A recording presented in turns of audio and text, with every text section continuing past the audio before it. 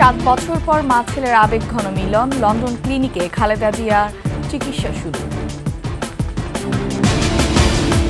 একযোগে জাতীয় ও স্থানীয় নির্বাচনের প্রস্তুতি নিচ্ছে অন্তর্বর্তী সরকার, জানালেন প্রধান উপদেষ্টা। গোয়েন্দা সংস্থার সহযোগিতা ব্যাংক লুটপাটের হাসিনার রেকর্ড, 3 গভর্নরের আমলে বেশি অর্থ তছরূপ।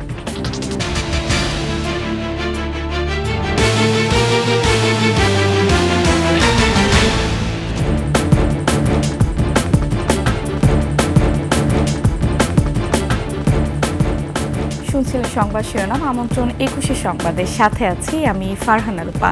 দর্শক, 21 টেলিভিশনের সংবাদ একসাথে সরাসরি দেখতে পাবেন আমাদের ফেসবুক পেজ www.facebook.com/2124 অনলাইনে। এছাড়া সাবস্ক্রাইব করতে পারেন www.youtube.com/@21 চ্যানেলে।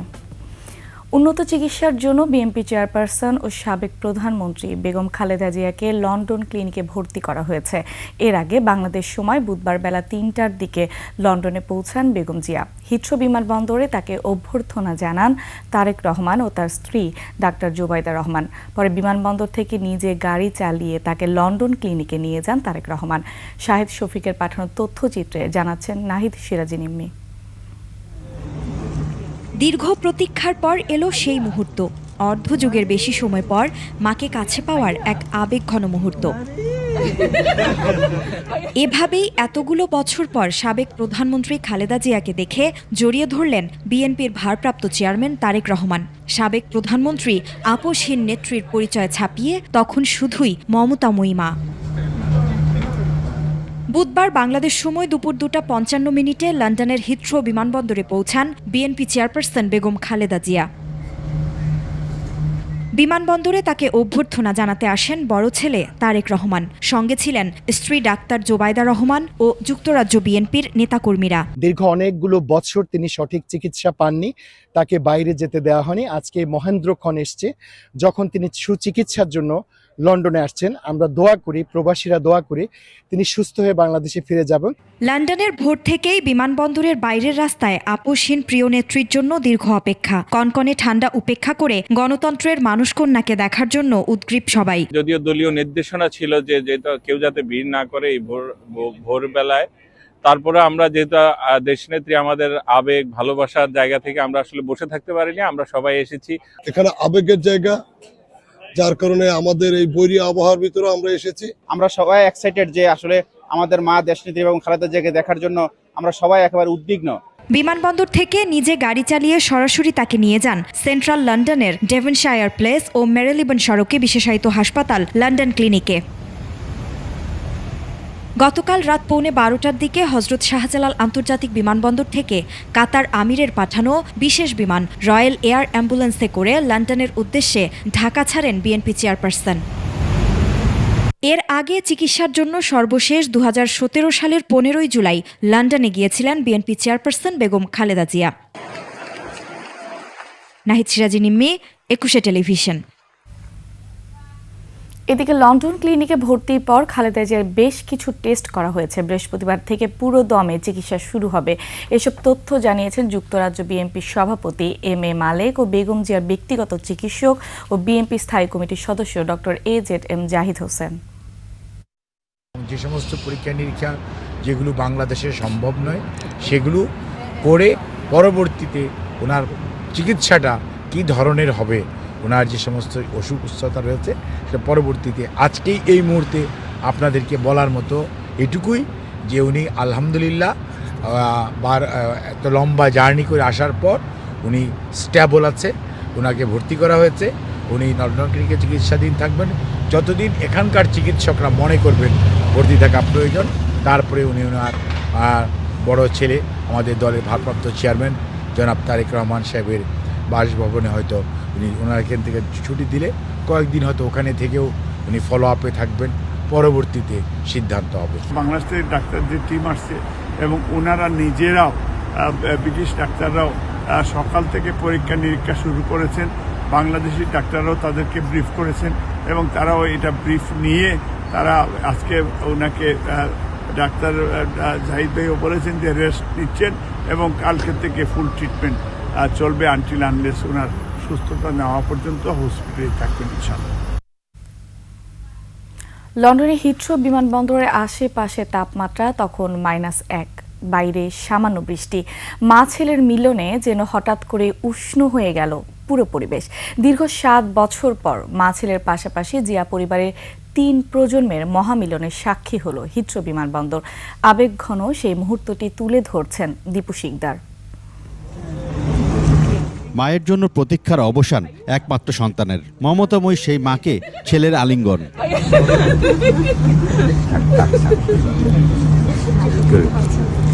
মঙ্গলবার রাতে চিকিৎসার জন্য বিশেষ একটি ফ্লাইটে ঢাকা ছাড়েন বিএনপি চেয়ারপারসন ও সাবেক প্রধানমন্ত্রী খালেদা জিয়া। লন্ডনের স্থানীয় সময় সকাল 9টা 5 মিনিটে খালেদা জিয়াকে বহনকারী বিমানটি হিথ্রো বিমানবন্দরে পৌঁছায়। সে সময় উন্মুখ হতে থাকা বিএনপির ভাইস চেয়ারম্যান ও খালেদা জিয়ার বড় ছেলে তারেক রহমান, তার স্ত্রী ডাক্তার জুবাইদা রহমান তাকে বরণ করে নেন।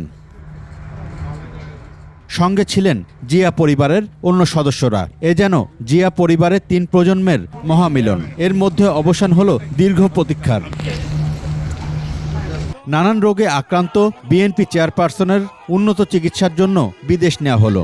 2017 সালের পর তার আর বিদেশ সফর হয়নি, সরাসরি দেখাও হয়নি ছেলে, পুত্রবধূ বা নাতনির সঙ্গে। দীপু শিকদার, 21 টেলিভিশন, ঢাকা।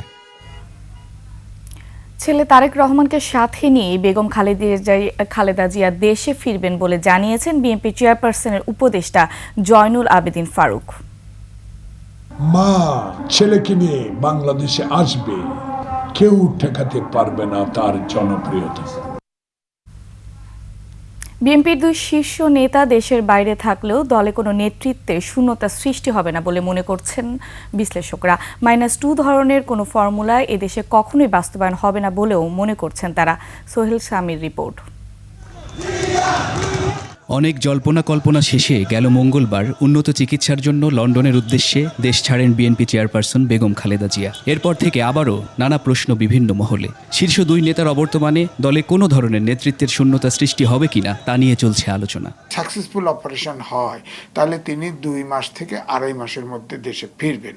ফিরলে আমার কেন যেন মনে হয় তিনি হয়তো ভারতের মতো তিনি রাষ্ট্র চালাবেন, তিনি হয়তো প্রেসিডেন্ট হবেন। প্রতিনিয়ত তার সাথে আমরা স্কাইপে কথা বলি, যখন যে সমস্যা হয়েছে তখনই কথা বলেছি। এখন যে কোনো সিদ্ধান্ত, যে কোনো আলোচনা 2 জন মিলেই তো করতে পারবেন। এতটুকু আশঙ্কা নেই যে ওনারা আসতে পারবেন না, ভালোভাবে আসতে পারবেন না, ওনারা আসতে দেওয়া হবে না। বিএনপি নেতা এবং বিশ্লেষকেরা বলছেন দেশে নতুন করে -2 ফর্মুলা বাস্তবায়নের কোনো সুযোগ নেই। এই ঢাকার শহরে বেগম জিয়াকে যদি প্রতিবন্ধকতা তৈরি করে, ঢাকার শহর অচল হয়ে যাবে। কোনো আইন কানুন, পুলিশ, গুলি কুচ্ছুতে মানাতে পারবে না। অনেক লড়াই সংগ্রামের মধ্য দিয়ে দেশের রাজনীতিতে যে দৃষ্টান্ত খালেদা জিয়া স্থাপন করেছেন, কোনো ষড়যন্ত্রই তার পথে আর বাধা হয়ে দাঁড়াতে পারবে না বলে মন্তব্য তাদের। সোহেল সামি, 21 টেলিভিশন, ঢাকা। জাতীয় নির্বাচনের পাশাপাশি স্থানীয় সরকার নির্বাচনের প্রস্তুতি নিচ্ছে অন্তর্বর্তী সরকার। ইউরোপীয় বিনিয়োগ ব্যাংক ইআইবির ভাইস প্রেসিডেন্ট নিকোলা বেয়ার সাক্ষাৎ করতে এলে প্রধান উপদেষ্টা ডক্টর মোহাম্মদ ইউনুস এই কথা জানান। এ সময় অন্তর্বর্তী সরকারের সংস্কার পরিকল্পনার সমর্থন ও বাস্তবায়নে সহায়তার কথা জানান সফররত ইআইবির ভাইস প্রেসিডেন্ট। সাক্ষাতে প্রধান উপদেষ্টা ডক্টর মোহাম্মদ ইউনুস বলেন, স্থানীয় সরকারকে সত্যিকার স্থানীয় ও কার্যকর করতে অন্তর্বর্তী সরকার একযোগে প্রস্তুতি নিচ্ছে। এ সময় দুর্নীতি দমন, জ্বালানি ক্ষেত্রে সবুজ রূপান্তর, চট্টগ্রাম বন্দরের সুবিধা উন্নয়ন ও বাংলাদেশের পানির ব্যবস্থা নিয়ে ইআইবির সহায়তা চান প্রধান উপদেষ্টা।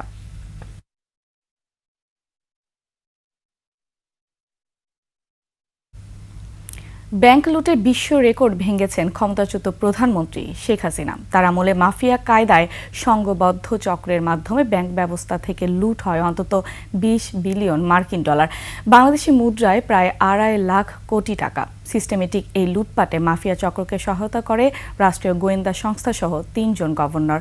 এস আলম, সালমান এফ রহমান, নজরুল ইসলাম মজুমদারের মতো বিতর্কিত ব্যবসায়ীরা ঋণের নামে ব্যাংক ব্যবস্থা থেকে বের করে নেন এই বিপুল অর্থ, যার বেশিরভাগই পাচার হয়েছে। সঞ্জয় অধিকারের রিপোর্ট।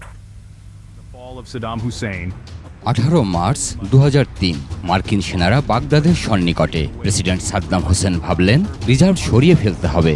লরিতে ভরে কেন্দ্রীয় ব্যাংক থেকে $92 কোটি সরিয়ে নিলেন তিনি। পশ্চিমাদের দৃষ্টিতে প্রত্যক্ষভাবে বা হ্যাকিংয়ের মাধ্যমে এটিই বিশ্বের সবচেয়ে বড় ব্যাংক লুটের ঘটনা। তবে ঋণের নামে বাংলাদেশের ব্যাংক খাতে গত এক দশকে যা হয়েছে তা অতীতের সব বিশ্ব রেকর্ড ভেঙেছে। সংঘবদ্ধ একটি মাফিয়া চক্র লুট করেছে অন্তত $20 বিলিয়ন মার্কিন ডলার। ক্ষমতাচ্যুত প্রধানমন্ত্রী শেখ হাসিনার আশীর্বাদ পুষ্ট 3 জন গভর্নর আতিউর রহমান, ফজলে কবির ও আব্দুর রউফ তালুকদারের সময়ে ব্যাংকগুলো অর্থ তসরুফের স্বর্গরাজ্যে পরিণত হয়েছিল। এদের আমলেই রিজার্ভ চুরি থেকে শুরু করে অর্থ পাচারের বড় বড় ঘটনা ঘটেছে। সুপরিকল্পিতভাবে এই টাকাগুলো সরানো হয়েছে। এই 10-12টা ব্যাংক, 10টা ব্যাংক, বিশেষ করে এস আলম তার নিয়ন্ত্রণে যে ব্যাংকগুলো ছিল সেগুলোকে এটা আসলে নিয়ম বহির্ভূত বেআইনিভাবে সেখানে বাংলাদেশ ব্যাংকের যে ভূমিকাটা ছিল ওই সময় সেই ভূমিকাটা তারা পালন করেনি। শেখ হাসিনার সরাসরি তত্ত্বাবধানে ও রাষ্ট্রীয় গোয়েন্দা সংস্থাগুলোর তদারকিতে ইসলামী ব্যাংক দখলের পর মাফিয়া চক্রের নিয়ন্ত্রক হয়ে ওঠেন সাইফুল আলম মাসুদ ওরফে এস আলম। ইসলামী ব্যাংকের 1,75,000 কোটি টাকা ঋণের মধ্যে প্রায় 88,000 কোটি টাকা একাই বের করে নিয়েছেন এস আলম গ্রুপের সাইফুল আলম মাসুদ। এছাড়া ইউনিয়ন ব্যাংকের ঋণের 64% বা 18,000 কোটি টাকা, ফার্স্ট সিকিউরিটি ইসলামী ব্যাংকের 60% বা 46,000 কোটি টাকা এবং গ্লোবাল ইসলামী ব্যাংকের 86% ঋণ একাই নিয়ে গেছে এস আলম। একইভাবে সোশ্যাল ইসলামী ব্যাংক, জনতা ব্যাংক, রূপালী ব্যাংক এবং ইউসিবিতেও বড় থাবা বসিয়েছে এস আলম গ্রুপ। হাসিনার পতনের পর দেশের যে 12টি ব্যাংক ও আর্থিক প্রতিষ্ঠানের পরিচালনা পর্ষদ ভেঙে দিয়েছে কেন্দ্রীয় ব্যাংক, এর 10টির মালিকানায় যুক্ত ছিল বিশ্বের সবচেয়ে কুখ্যাত এই ব্যাংক লুটেরা। গত 10-12 বছরে এই ব্যাংকগুলোকে রাজনৈতিক ভাবে শক্তিশালী যে মালিক পক্ষ ছিল সেখানে, বিশেষ করে আমরা দেখেছি S Alam group, Sikdar group, এরা একেবারে অ্যাবিউজ করেছে সর্বোচ্চ পর্যায়ে। 70-80% অ্যাসেট মানে লোন ডিফল্টে চলে গেছে। এগুলো ফেরত পাওয়ার সম্ভাবনা খুব কম, কারণ এগুলো বেশিরভাগই টাকাগুলো ওই মালিক পক্ষগুলো নিয়ে পাচার করে দিয়েছে। ব্যাংক ডাকাতদের আর একজন সালমান এফ রহমান। সাবেক প্রধানমন্ত্রী হাসিনার এই উপদেষ্টা ব্যাংক খাত থেকে বের করেছেন প্রায় $5 বিলিয়ন বা 50,000 কোটি টাকা। জনতা ব্যাংকে বেক্সিমকো গ্রুপের ঋণের পরিমাণ প্রায় 25,000 কোটি টাকা, এর মধ্যে 20,000 কোটি টাকা খেলাপির খাতায়। সব মিলে জনতা ব্যাংকের মোট 60,489 কোটি টাকা খেলাপি ঋণের 32%ই সালমান এফ রহমানের বেক্সিমকো গ্রুপের। রাষ্ট্রায়ত্ত সোনালী, রূপালী, অগ্রণী ও বেসরকারি ন্যাশনাল এক্সিম এবি ইসলামী ব্যাংক সহ আরও কয়েকটি ব্যাংক থেকে সালমান ঋণের নামে লুট করেছেন আরও 25,000 কোটি টাকা। জয় শেখ হাসিনা। ব্যাংক খাতের আরেক mafia Nazrul Islam Majumdar. Exim bank ও বিএবির এই সাবেক চেয়ারম্যানকে বলা হয় শেখ পরিবারের ব্যাংক খাতের ক্যাশিয়ার। ব্যাংক খাত থেকে চাঁদাবাজি করে হাসিনার তহবিল ভারী করেছেন তিনি। ঋণের নামে নিজেও নিয়েছেন বিপুল অর্থ। সিআইডির তথ্য মতে ব্যাংক থেকে কমপক্ষে 21,000 কোটি টাকা লুট করেছেন নাসা গ্রুপের নজরুল ইসলাম মজুমদার। অর্থনৈতিক শ্বেতপত্র প্রণয়ন কমিটির প্রতিবেদন বলছে দেশের ব্যাংক খাতে দুর্দশাগ্রস্ত ঋণ এখন 6,75,000 কোটি টাকা, যা শেখ পরিবার ঘনিষ্ঠ ব্যাংক মাফিয়াদের লুটপাটের ভয়ঙ্কর চিত্র। বাংলাদেশের যারা টাকাটা বাইরে নিয়ে গেছে তাদের কিন্তু কোনো না কোনো লিগেসি এবং তাদের এঙ্গেজমেন্ট কিন্তু এই দেশে আছে। বেনামি সম্পদ এবং তাদের আত্মীয় স্বজনের মাধ্যমেও যে সমস্ত সম্পদ তারা আরোহণ করেছেন কিংবা সেগুলো দিয়ে ম্যানেজ করছেন, সেই জায়গাগুলোতে পর্যন্ত আপনার হাত দিতে হবে। ব্যাংক লুটের মূল পৃষ্ঠপোষক হাসিনা পালিয়ে আছেন ভারতে। মাফিয়া লিডার এস আলম বিদেশে বসে মাঝে মাঝে ফোঁস করছেন, আবার কারো জায়গা হয়েছে জেলে। তবে লুটের অর্থ বেশিরভাগই পাচার হয়ে গেছে। এসব অর্থ ফিরিয়ে আনাই ব্যাংক খাতের জন্য সবচেয়ে বড় চ্যালেঞ্জ বলছেন বিশেষজ্ঞরা। সঞ্জয় অধিকারী, 21 টেলিভিশন, ঢাকা। নিচ্ছি সংবাদ বিরতি। যখন ফিরছি তখন অন্যান্য সংবাদের সাথে আরও থাকবে। পূর্বাঞ্চলে প্লট বরাদ্দে হাসিনা পরিবারের দুর্নীতি প্রমাণ পেয়েছে দুদক। পূর্বাচল প্রকল্পের প্লট বরাদ্দে সাবেক প্রধানমন্ত্রী শেখ হাসিনা ও তার পরিবার ক্ষমতার অপব্যবহারের প্রমাণ পেয়েছে দুর্নীতি দমন কমিশন দুদক। নিয়মিত ব্রিফিংয়ে দুদক মহাপরিচালক এ তথ্য জানান। রাজধানীর পূর্বাচলে অবৈধভাবে ৬০ কাঠা প্লট বরাদ্দের অভিযোগে শেখ হাসিনা, শেখ রেহানা সহ পরিবারের ৬ জনের বিরুদ্ধে গত ২৬ ডিসেম্বর অনুসন্ধান শুরু করে দুর্নীতি দমন কমিশন। অভিযোগে বলা হয়, গণপূর্ত মন্ত্রণালয় এবং রাজুকের যোগসাজশে ২০২২ সালের ৩ আগস্ট হাসিনা পরিবারের ৬ সদস্য ১০ কাঠা করে প্লট নিয়ে নেন। এছাড়া জালিয়াতির দায়ে ঢাকা ওয়াসার সাবেক এমডি তাকসিম এ খানের বিরুদ্ধে মামলা করেছে দুদক। নির্বাচন, আন্দোলন, রাজনৈতিক পট পরিবর্তন ও দুর্নীতি মিলিয়ে ২০২৪ সাল ছিল বাংলাদেশের জন্য ঘটনা বহুল। এ সময় ভুল ও অপতথ্য বেড়েছে প্রায় ৫২%। তথ্য যাচাইকারী বাংলাদেশি প্রতিষ্ঠান রিউমার স্ক্যানার এই খবর জানিয়েছে। বুধবার প্রতিষ্ঠানটি ২০২৪ সালের ভুল তথ্যের পরিসংখ্যান শিরোনামে প্রতিবেদন প্রকাশ করে। সামাজিক মাধ্যম ও দেশের গণমাধ্যমে ছড়ানো ভুল তথ্য নিয়ে প্রতিবেদনটিতে বলা হয়, রাজনীতি ও ধর্ম নিয়ে বেশিরভাগ ভুল তথ্য ছড়ানো হয়েছিল। ২০২৪ সালে ২,৯১৯টি ভুল তথ্য শনাক্ত করেছে প্রতিষ্ঠানটি। আগের বছর শনাক্ত হয়েছিল ১,৯১৫টি ভুল তথ্য। সবচেয়ে বেশি ভুল তথ্যের প্রচার দেখা গেছে গত বছরের জুলাই থেকে সেপ্টেম্বরে। এবার আবিভা ফিন্যান্স লিমিটেড বাণিজ্য সংবাদ।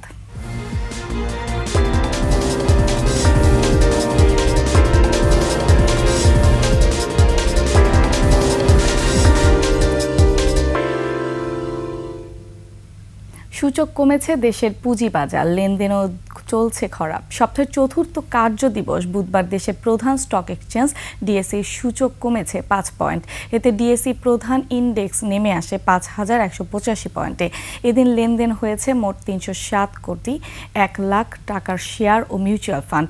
লেনদেন হওয়া প্রতিষ্ঠানের মধ্যে দর বেড়েছে ১১৮টির, কমেছে ২১৪টির এবং অপরিবর্তিত ছিল ৬৪টির দর। ডিএসইতে লেনদেনের সবচেয়ে এগিয়ে ছিল ফার্মাসিউটিক্যালস ও কেমিক্যাল, এরপরই ব্যাংক, প্রকৌশল ও টেক্সটাইল খাতের শেয়ার। ডিএসইর টপ ট্রেন্ডের শীর্ষে ছিল ফাইন ফুডস। আর শতাংশের দিক দিয়ে সবচেয়ে বেশি দাম বেড়েছে আরএসআরএম স্টিলের শেয়ারের দাম।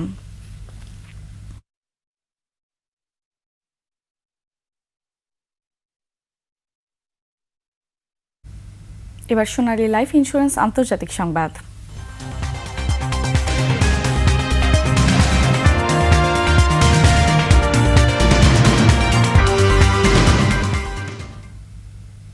ভয়াবহ দাবানলের কারণে যুক্তরাষ্ট্রের ক্যালিফোর্নিয়া অঙ্গরাজ্যের লস অ্যাঞ্জেলস শহরের বাসিন্দারা ছুটছেন নিরাপদ আশ্রয়ের সন্ধানে।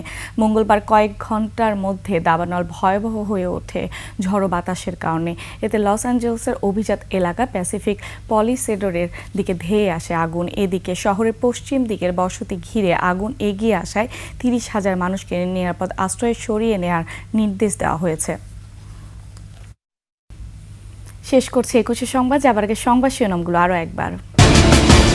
৭ বছর পর মা ছেলের আবেগঘন মিলন, লন্ডন ক্লিনিকে খালেদা জিয়ার চিকিৎসা শুরু। একযোগে জাতীয় স্থানীয় নির্বাচনের প্রস্তুতি নিচ্ছে অন্তর্বর্তী সরকার, জানালেন প্রধান উপদেষ্টা। গোয়েন্দা সংস্থার সহযোগিতায় ব্যাংক লুটপাটের হাসিনার রেকর্ড, ৩ গভর্নরের আমলে বেশি অর্থ তছরূপ।